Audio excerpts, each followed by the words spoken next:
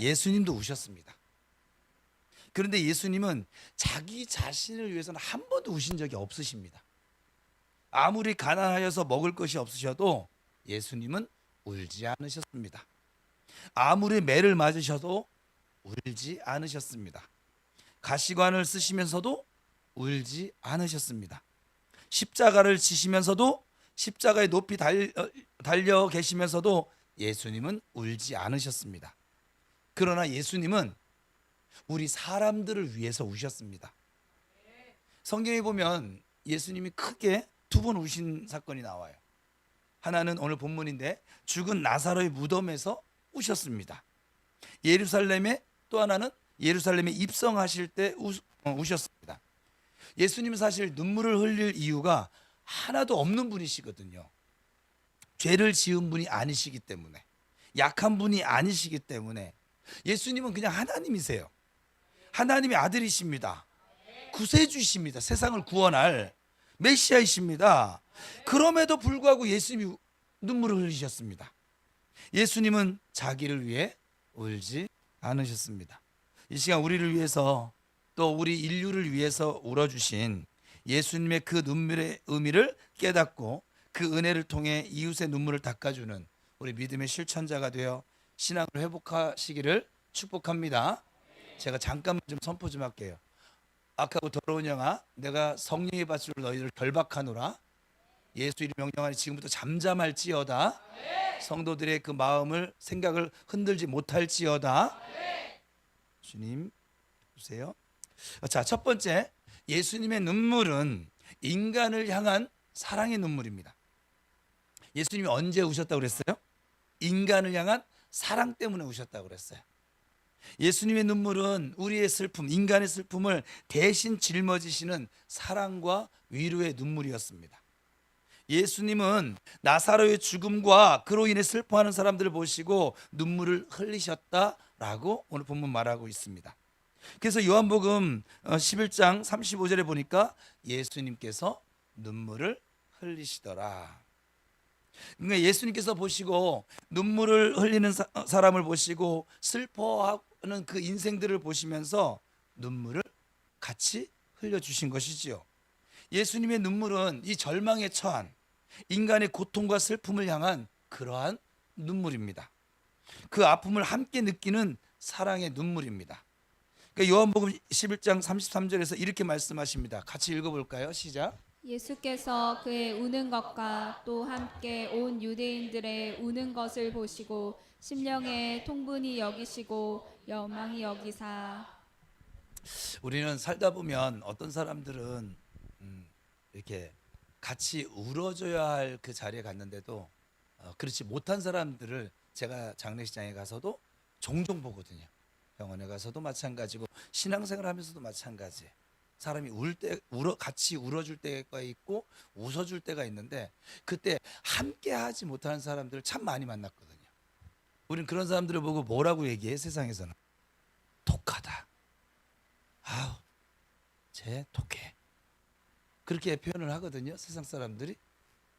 네, 저는 신앙생활이 뭐냐면 서로 함께하는 게 이 교회 생활이에요. 다른 사람이 웃을 때 함께 웃어줄 수 있는 여유가 저와 여러분에게 있어지길 축복합니다.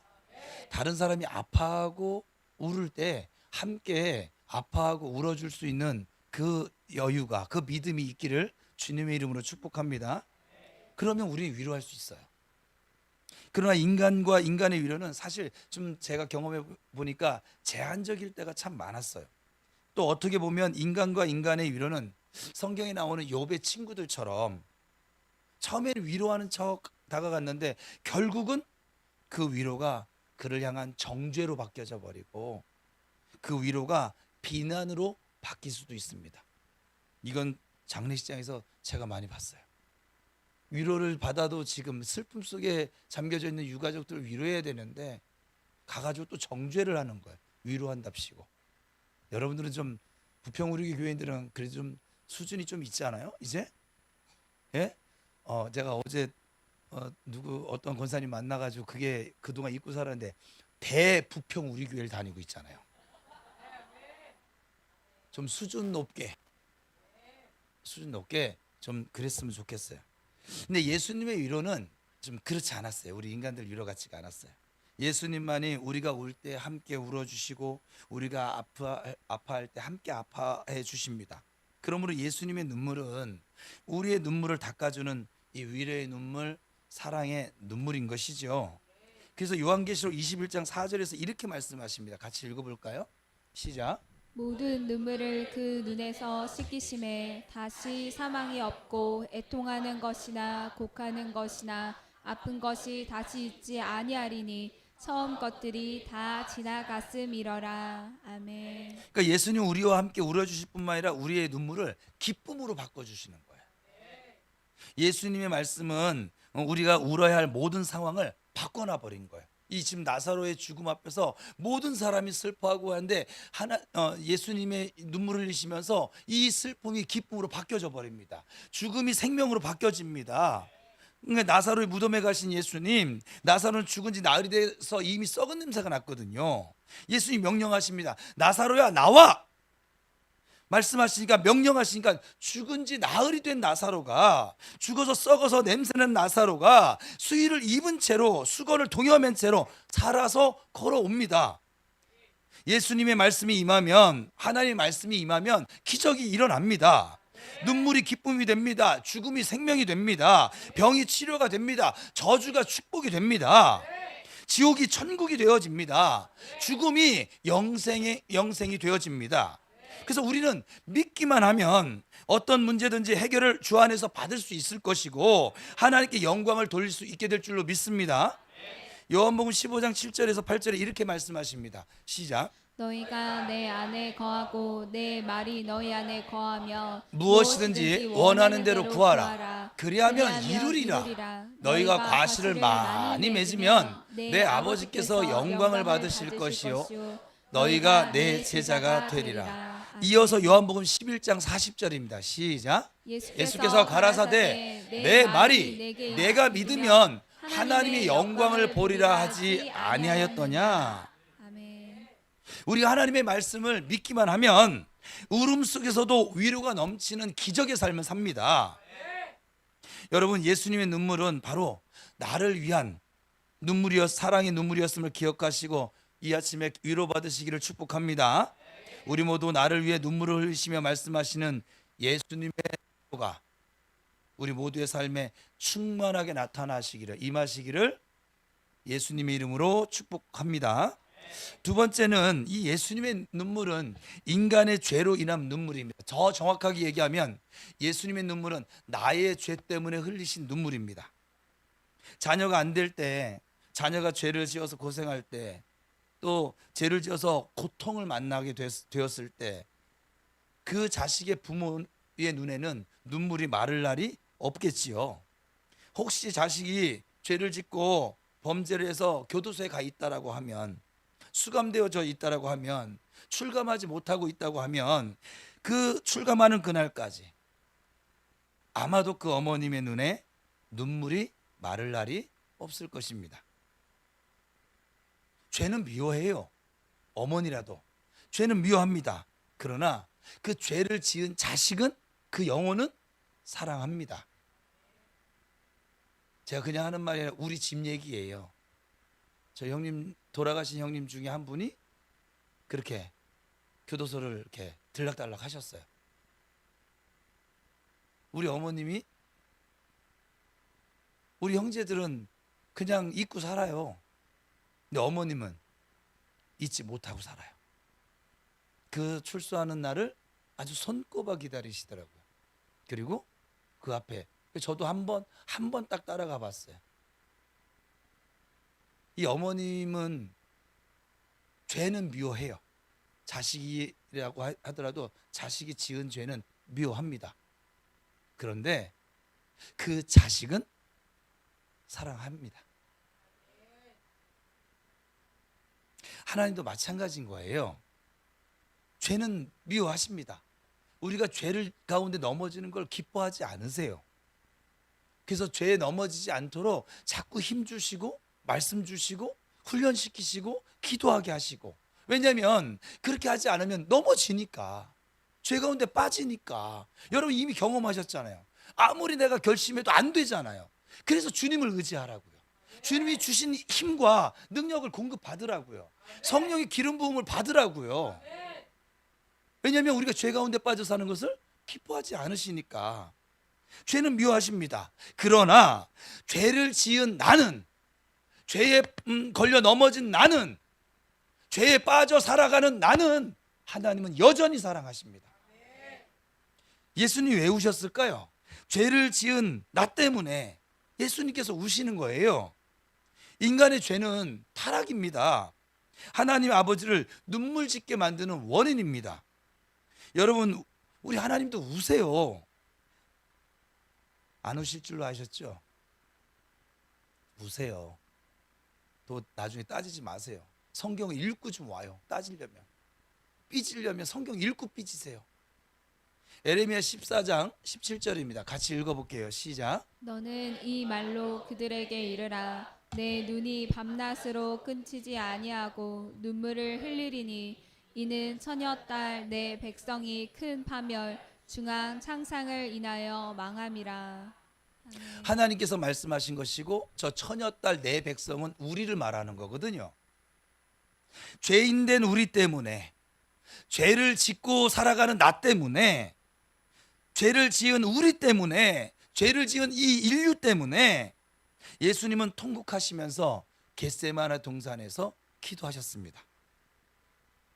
또한 우리의 죄 때문에 예수님께서는 그렇게도 매를 맞으셨고 가시관을 쓰셔야만 했고 십자가 위에서 침묵으로 죽으셔야만 했습니다.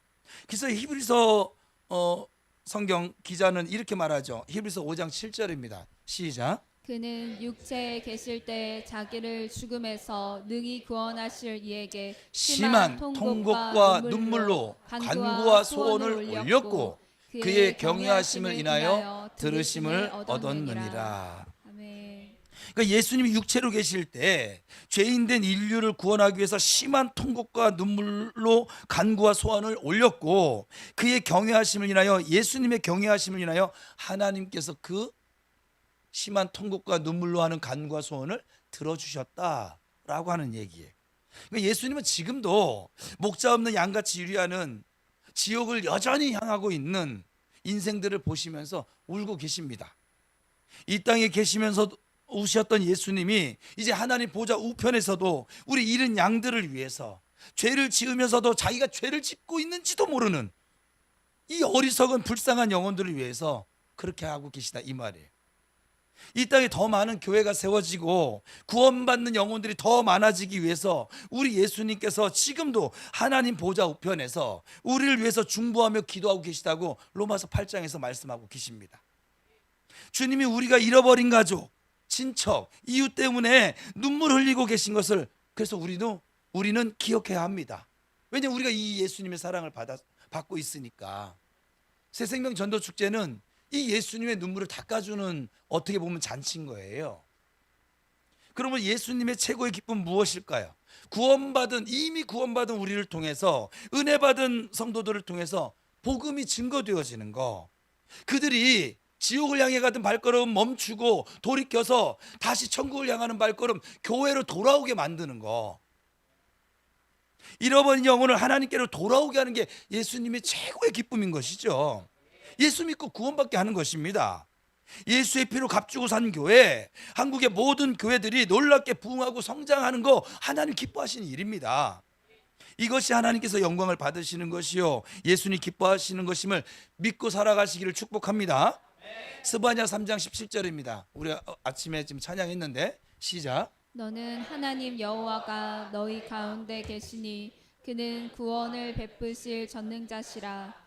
그가 너로 인하여 기쁨을 이기지 못하여 하시며 너를 잠잠히 사랑하시며 너로 인하여 즐거이 부르며 기뻐하시리라. 아멘. 우리가 구원의 확신을 가지고 성령 충만함을 받아서 막 말씀을 실천하고 순종하고 살아가면 우리 주님께서는 기뻐하시고 또 즐거워하시고 또 즐거워하십니다. 우리가 태신자를 위해서 울 수 있어야 될 줄로 믿습니다. 교회를 위해서 울 줄 아는 성도들이 되시기를 축복합니다.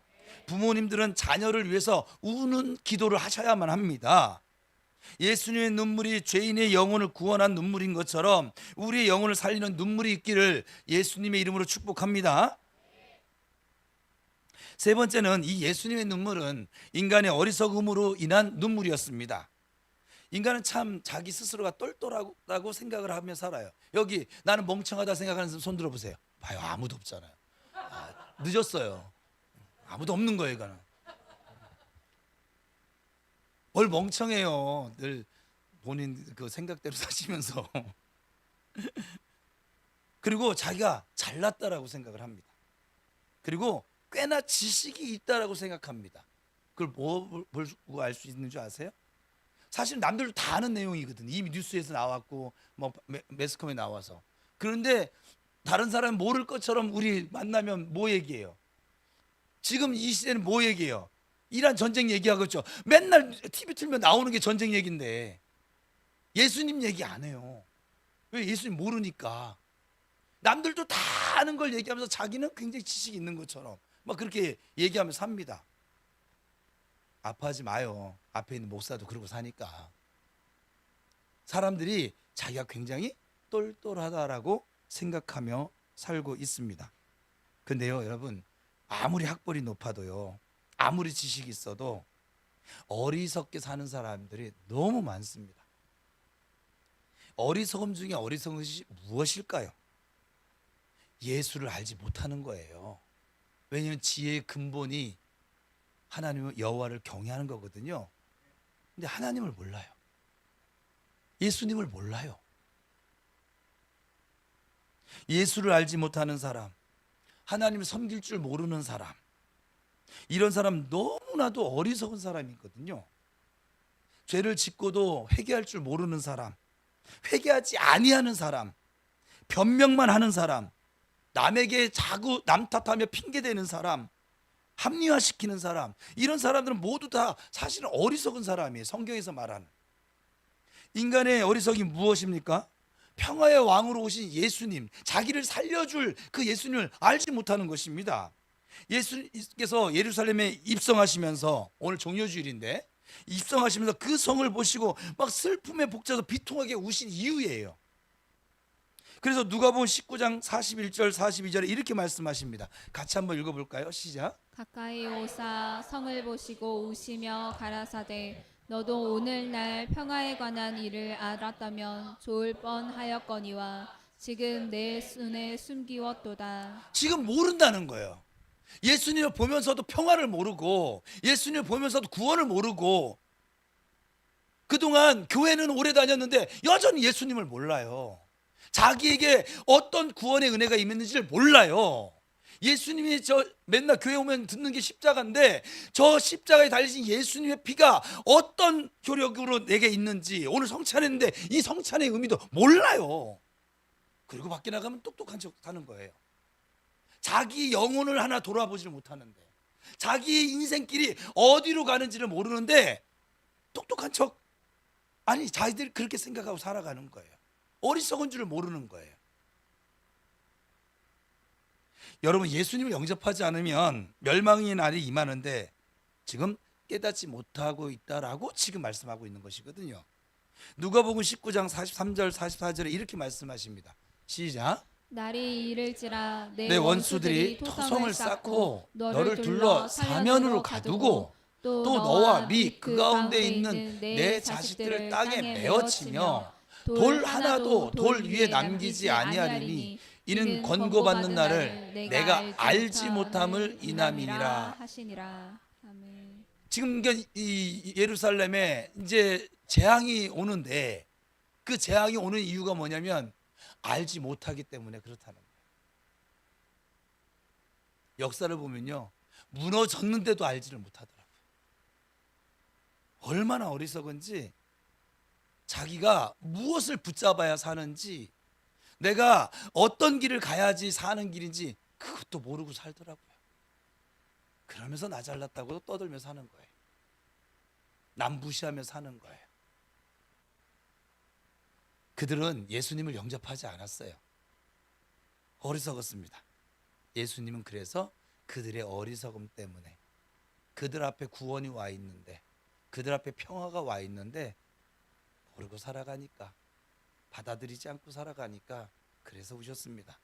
구약에 수없이 예수님이 오실 것을 말씀하셨거든요. 그리고 바리새인들은 그것을 가르쳤고요. 근데 그들이 지금 예수님을 몰라요. 자기들은 굉장히 똑똑하고 믿음 좋고 성실하고 자기들은 천국 갈 것이라고 착각하며 살아가고 있지요. 예수님께서 메시아로 오실 것을 이미 말씀하셨어요. 예수님께서 평화의 도시 예루살렘에 나귀를 타고 입성하실 것을 계속해서 예언했습니다. 대제사장들, 서기관들, 바리새인들, 율법사들이 그것을 백성들에게 가르치고 기록했습니다. 그럼에도 불구하고 정작 메시아이신 예수님이, 이 평화의 왕으로 오신 예수님이 예루살렘에 지금 입성을 하시는데 그것을 아는 사람이 아무도 없다는 거예요. 그에게 3년 동안 제자 훈련을 받은 11 제자조차도 모른다는 거예요. 배우기는 많이 배웠어요. 알기는 많이 알아요. 그런데 그들에겐 믿음이 없었어요. 어리석었어요. 어리석은 그들을 보고 지금 예수님이 울고 계시는 거예요. 여러분, 교회 밖에 예수를 영접하지 않은 불쌍한 어리석은 자들이 수도 없이 지금 많습니다. 그러나 교회 안에는 없을까요?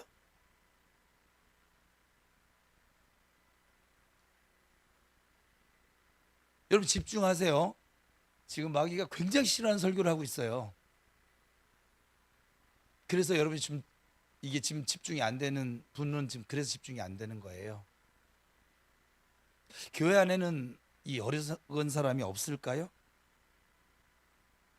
교회 와서 매 주일마다 예배는 드리면서도 구원의 확신이 없는 사람, 성령으로 충만치를 못하는 사람, 매주일 말씀을 듣는데 말씀대로 살지를 않는 사람, 말씀에 순종할 줄을 모르는 사람, 여전히 나요 나는 그러면서 사는 사람, 내 생각에는, 내 경험으로는, 내 지식으로는 에이, 목사님이니까 저렇게 말씀하는 거야.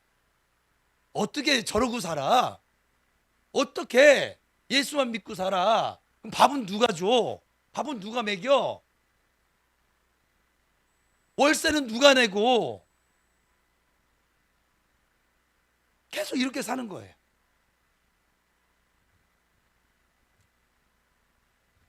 더 나가서 말씀을 들여조차 아예 하질 않는, 아주 귀를 꽉 막고 사는 사람, 순종하지 아니하려고 귀를 꽉 막은 사람이 얼마나 많은 줄 아십니까? 우리 모두 이 아침에 여러분 축복합니다. 어리석은 사람으로 살지 마시고 여호와를 경외할 줄 아는 지혜로운 사람으로 살아가시기를 축원합니다. 우리 예수님은 그 어리석은 사람들을 위해서 우셨대요. 예수님 울게 하는 인생 되지 마시고 예수님 나 때문에 웃게 하는 인생 되시기를 축복합니다. 나 때문에 주님이 미소 지으시면서, 저는 좀 그런 걸 좀 상상을 해요. 예수님이 이 보면 이제 사람을 보면 그러잖아요. 그냥 쳐다만 봐도 이렇게 미소 지어지는 사람이 있잖아요. 뭘 잘하지도 못해. 나한테 뭐 밥도 사주지도 않아. 그런데 이게 보기만 해도 이렇게 미소 지어지는 사람들이 있어요. 참 그거는 뭐 신비인 것 같아요. 근데 어떤 사람은 나한테 잘도 해. 그리고 열심히도 살아. 괜찮아요. 그럼에도 불구하고 이렇게 보고 있으면 내가 이렇게 미소가 지어지지 않는 사람도 있더라고요. 우리 교회에는 없어요. 저 국회의사당 가야 있지. 애가 저 국회의사당에 있는 사람들 얼마나 똑똑합니까? 우리나라 수재들 다 모아져 있잖아요. 다 자기 잘났다라고 하는 사람들이 모아져 있잖아요. 우리나라의 이 경제, 이 정책을 다 법을 만들고 주도하는 사람들이 모여 있잖아요. 근데 그들이 모여서 하는 게 맨날 뭐예요? 쌈박질, 남 무시하는 거. 여러분 그 사람들 쌈박질하는 거 보면서 미소가 지어지죠. 그 사람들보다 우리가 훨씬 행복한 사람들이에요. 그들이 권세를 가졌는지 돈을 많이 가졌는지 그건 잘 모르겠는데 우리 예수를 가졌잖아요. 우리가 훨씬 행복한 사람이고요. 우리가 굉장히 지혜롭게 지금 살아가고 있는 사람인 줄 믿습니다. 또 예수를 모르고 대적하는 사람들의 어리석음을 깨우쳐야 할 의무가 먼저 믿은 우리에게 있습니다. 마태복음 28장 20절입니다. 시작. 내가 너희에게 분부한 모든 것을 가르쳐 지키게 하라. 볼지어다 내가 세상 끝날까지 너희와 항상 함께 있으리라 하시니라. 아멘. 그러니까 우리가 불신자들을 예수 믿지 않는 사람을 그냥 내버려 두는 것은 예수님의 마음을 아프게 하는 것과 동일합니다. 계속해서 예수님을 울게 만들어 드리는 것이 될 수 있습니다. 내가 구원받았다고 그래서 나만 구원받으면 됐지 지 인생 지가 알아서 할 일이지. 내가 성령을 받음으로 나만 바르게 살면 되지. 저 사람 인생까지 내가 어떻게 책임져? 아니죠. 우리 하나님은, 우리 예수님은 나만 사랑하는 것이 아니라 우리 주위에 있는 모든 영혼들도 사랑하십니다. 그리고 그들이 주님께 돌아와 구원의 삶을 살아가기를 기다리고 계십니다. 우리가 주님을 위해서 울고 눈물을 흘리며 복음의 씨를 뿌릴 때 기쁨으로 그 단을 얼만큼 거둘 수 있느냐? 성경을 조합해 보면 30배, 60배, 100배로 거둘 수 있습니다. 시편 126편 5절 6절입니다. 같이 읽겠습니다. 시작. 눈물을 흘리며 씨를 뿌리는 자는 기쁨으로 거두리로다. 울며 씨를 뿌리러 나가는 자는 정녕 기쁨으로 그 단을 가지고 돌아오리로다. 아멘. 우리 모두가 다 예수님을 닮아가야 될 줄로 믿습니다. 예수님을 따라가야 합니다. 로마서 12장 14절에 15절입니다. 같이 마지막으로 읽겠습니다. 시작. 너희를 핍박하는 자를 축복하라. 축복하고 저주하지 말라. 즐거워하는 자들로 함께 즐거워하고 우는 자들로 함께 울라. 아멘. 어리석은 자들을 향한 예수님의 눈물을 멈추게 하기 위해서 우리를 핍박하는 사람을 오히려 축복을 하고 또 함께 울어주고 함께 웃어줄 줄 아는 우리 모두가 될 수 있기를 주님의 이름으로 축복합니다. 여러분 주위에 즐거워하는 자가 있습니까? 함께 즐거워해 주십시오. 축하 많이 해 주십시오. 오늘 세례 받으신 예수님이 신부 됐잖아요. 신방은 어디서 차리시려나? 어디 신혼여행 어디로 가기로 했어요? 저도 좀 어때 기사로라도 한번 좀 따라가 보게. 축하해 주시기 바랍니다. 이제 예배 마치고 내려가셔서 이제 많이 축복해 주세요. 또 오늘이 생일인 우리 김은아 사모님, 이왕에 축복합시다. 예배 드린 당일이니까 축복합니다. 해가 예배 드린 날 생일 맞으신 분들은 해가 수지 맞는 거예요. 어찌 보면. 그 여러분 주위에 슬퍼하는 분이 계십니까? 우는 자가 계세요? 함께 울어주시기를 축복합니다. 왜요? 그게 주님의 명령이에요. 왜요? 그게 예수 믿는 우리의 사명이기 때문에 그렇습니다. 왜요? 그것이 예수 그리스도를 닮아가고 나타내는 삶이 되기 때문에 그렇습니다. 예수님의 눈물은 우리 모든 인간의 죄악과 무지 그리고 고통받는 삶을 향한 안타까움의 눈물입니다. 그 모든 것을 대신 담당하시는 사랑, 그래서 우리 예수님은 눈물을 흘리실 수밖에 없으셨던 것이지요. 그 사랑의 눈물 때문에 우리의 눈물이 변하여 기쁨이 되어졌습니다. 그 예수님의 눈물 때문에 슬픔이 변하여 찬송이 되어졌습니다. 그 눈물 때문에 죄가 변하여 의가 되어졌습니다. 그 눈물 때문에 죽음이 변해서 지금 영생의 삶을 우리가 살고 있습니다. 그 눈물 때문에 우리의 질병이 치료받아 건강하게 되어졌습니다. 그 눈물 때문에 우리 삶에 따라오던 저주가 변해서 축복의 삶을 지금 살아가고 있는 줄 믿습니다.